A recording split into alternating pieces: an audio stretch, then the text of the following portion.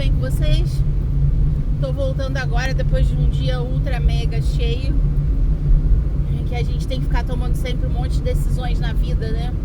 Como a gente vai agir diante desses problemas todos, desse crime organizado, enfim, né? É uma coisa assim que a gente tem que pensar o tempo inteiro, né?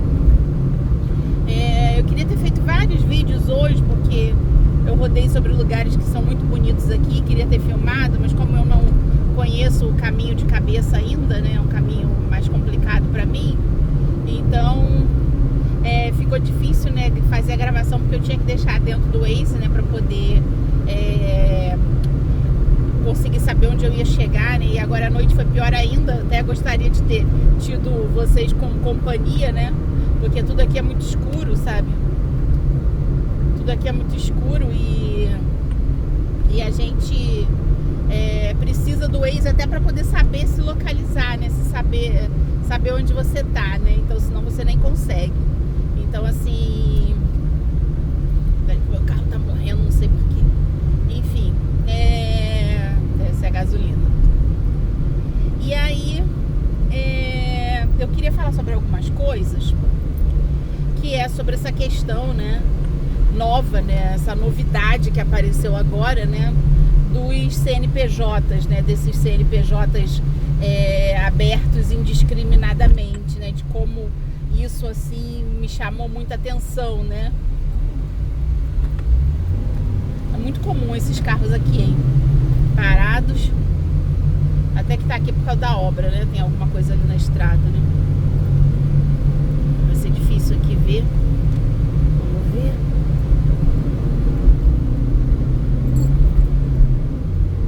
Foi.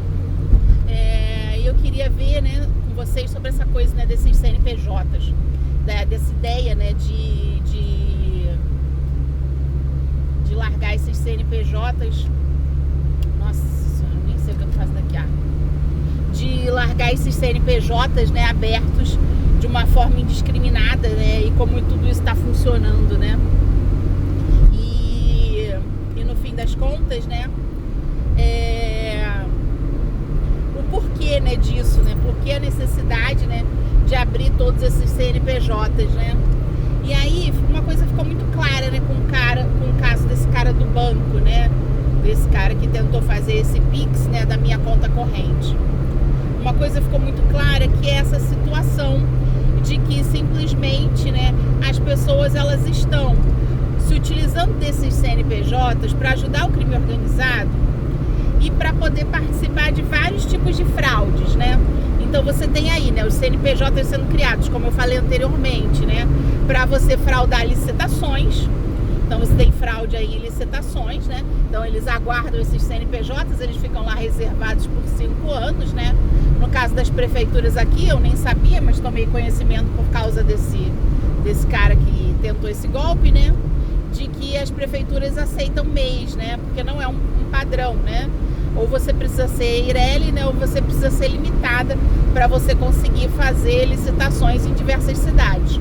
Mas aqui, estranhamente, né, as prefeituras estão aceitando MEI, né?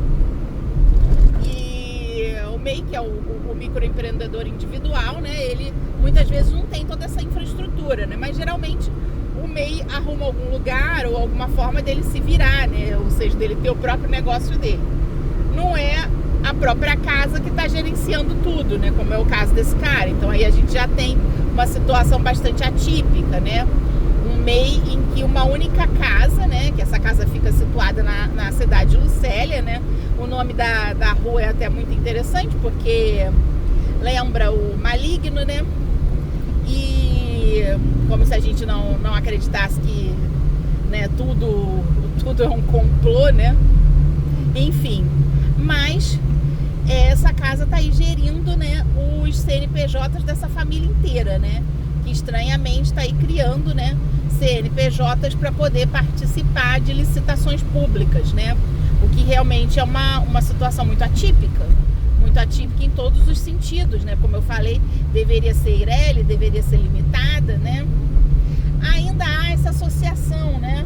No sentido de que a pessoa cria um CNPJ quando dá problema, porque essa pessoa não está sozinha, até porque se você for prestar bastante atenção, essa pessoa não é absolutamente ninguém, ela não é uma pessoa que gerencie grandes somas de dinheiro, nem é uma pessoa que seja rica, né? É uma pessoa que está trabalhando para o crime organizado e que está trabalhando para facções que estão aplicando golpes, né?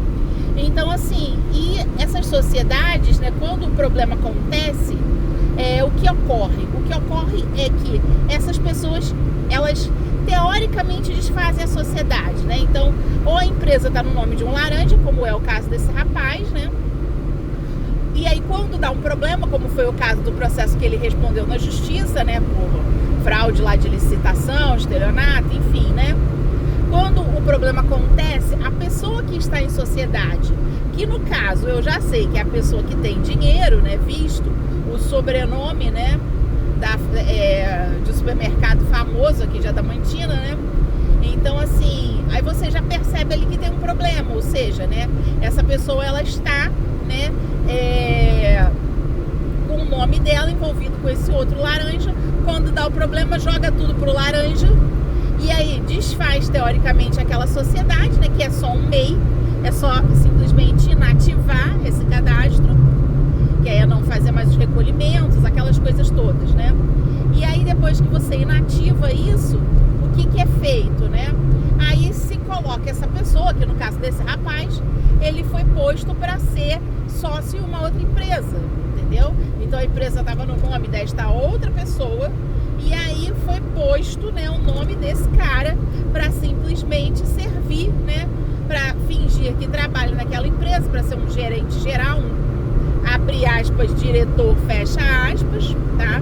No caso, essa segunda empresa que foi criada, o capital de giro dela era de R$120 mil, para você ver que não é nada, a gente não tá falando de gente pobre aqui, tá?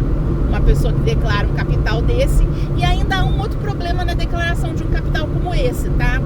Que é o fato de que você tem aí um capital que justifica a pegada de empréstimo junto aos bancos. E aí há novas fraudes, porque é óbvio que essas pessoas não vão pagar esse empréstimo, tá? E aí depois fica lá aquele monte de processos de cobrança jogados lá na mesa do monte, entendeu? Para que ele tente, né, fazer penhora, execução, enfim, o que seja, né? Whatever. Então, assim, então você ainda tem essa situação, tá? Além da fraude na licitação, da fraude nessa empresa que não existe, ainda há a fraude financeira, que ela é gerida, né, se coloca um capital elevado aí, para que depois você consiga buscar junto aos órgãos de crédito, né, a oferta de crédito frente àquele capital. Então, se você tem um capital que gira em torno de R$100 mil, você vai conseguir uma boa quantidade de crédito, talvez algo em torno de, sei lá, R$500 mil, não sei, enfim, não sou gerente de banco.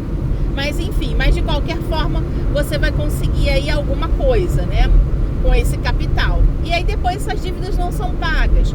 Tudo que é adquirido com esse dinheiro do empréstimo é posto no nome ou dos filhos ou de outros parentes de novos laranjas. E aí, quando chega para fazer a penhora, a pessoa não tem absolutamente nada no nome dela, entendeu? É algo bem comum aqui, é um golpe bem típico, tá? Dessa localidade, fraudes a bancos. O que chamou a atenção, eu estava conversando com uma moça agora na rua, né? Na verdade com um senhor, né, agora na rua, e ele conhece um monte, né, e ele tava falando, né, que ele falou, mas nossa, como esse rapaz conseguiu colocar esse dado seu, né? Aí quando eu mostrei pra ele, olha aqui de quem o cara é amigo, né? Ele é amigo do gerente do Santander, que acabou de ser deslocado daqui para outro lugar.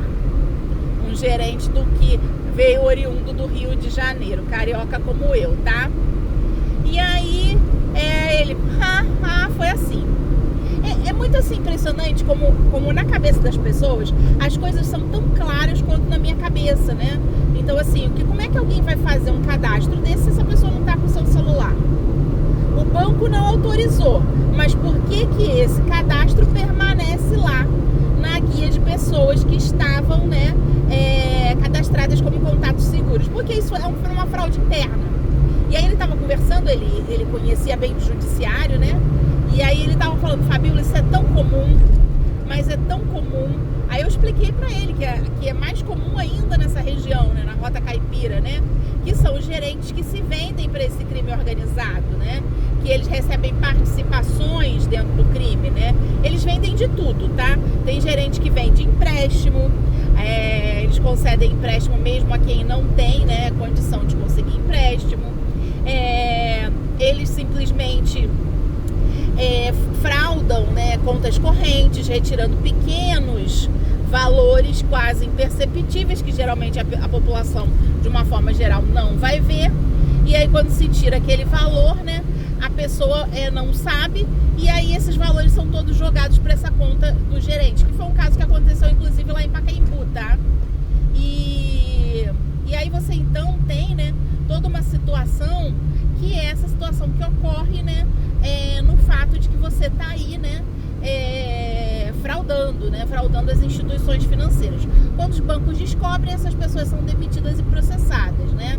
Mas enfim, tem essas fraudes de valores de somas que podem ser obtidos, né, com documentos falsos, com comprovantes de renda, comprovantes de residência, tudo falsificado, entendeu? Inclusive também com documento falso, tá?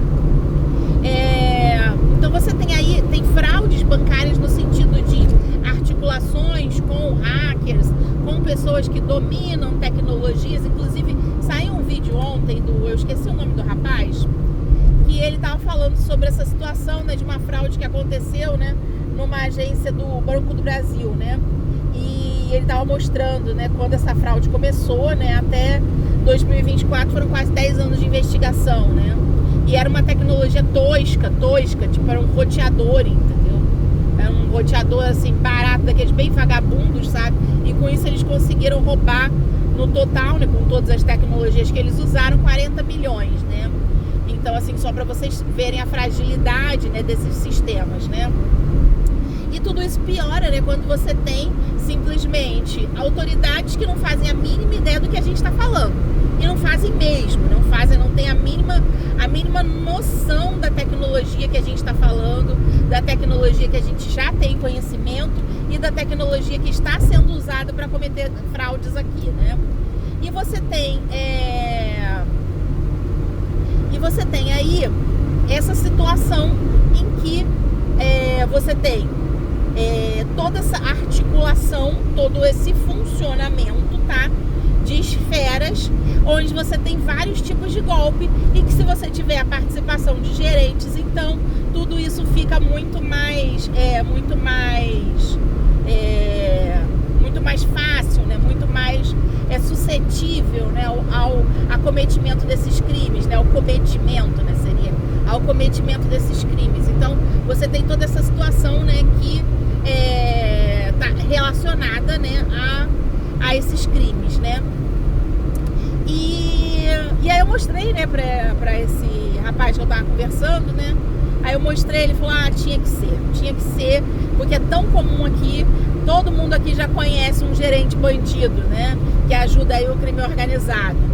É assim, parece que chegou aqui, você já se contamina, né? Você já tem aí essa nova possibilidade de ganhos vultuosos, né, que o crime organizado sempre oferece.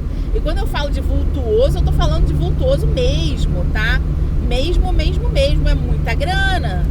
muita grana que essas pessoas recebem, né? No caso, vocês viram no golpe que o rapaz vai mostrar, eu vou postar o vídeo pra vocês, né? Lá você tava falando em gerente de banco vendendo sua senha por R$200 mil. Então, assim, a senha do gerente de banco vale nada mais, nada menos que uma residência, né? Então você já começa a pensar um pouco, né, da fragilidade desse sistema bancário, né, em função de toda essa situação de que o gerente é um cara que ganha muito mal, né, assim como todos os outros funcionários do banco. E aí você tem essa infraestrutura, né,